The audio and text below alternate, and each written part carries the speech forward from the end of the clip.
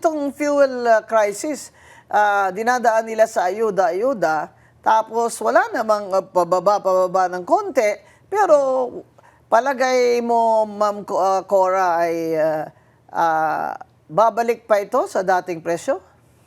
Ang gasolina at diesel? Depende kasi ang crudo mataas pa sa yung Brent crude is still $113 per barrel. Yun. No? Nanggaling yan sa 60, 'di ba? So malayo pa yung That's almost double. Oo. Oo. At ito ngayon ang Strait of Hormuz, close open. Sasara, ibubuksan. Pero magtataka ka, Attorney G, kasi yung crudo tumaas ng 60%. Pero yung tama ba? Mga 60% ang tinaas ng crudo. Pero yung diesel, 160% ang tinaas. Aray ko. Diba? Yan pa naman ang mga jeepney. Oo. At mga bus. Doon ka magtataka, bakit pinabayaan nilang umakyat ng ganyang kataas yung diesel? Oo, di ba nagrereklamo yung isang tao, nakita ko doon, na sinasabi niya na bakit ganito, ganyan-ganyan. Hinihimay-himay niya yung numbers.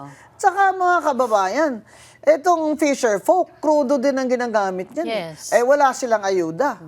Kaya yun naman yung ating mga isda sa merkado, ay tumataas na rin, di ba? Wala na. Kaya nga lahat yan tataas kasi syempre prime commodity ang langis. Oo. At gasolina. Yes. Mahina talaga ekonomiya natin pag may crisis sa langis dahil po i-imbak tayo, di ba? We import. How much percent, how many percent of ang fuel na ini-import natin? 100% ang crudo kasi wala naman tayong crude oil production. Tama. Meron tayong natural gas. Pero I think pati yun lumiliit na di ba? So this December pa yata yung bagong project na magbibigay ng natural gas sa atin. Which can also be delayed. Yeah, pwede rin.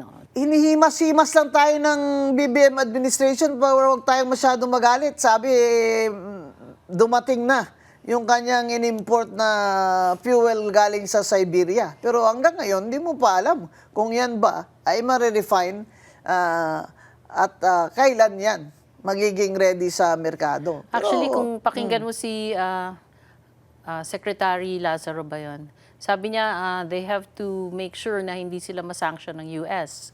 Kasi if they're going to buy from Russia, may mga nakakabit daw na sanction pag hindi inayos yung financial side. No? Yung financial clearance, kumbaga.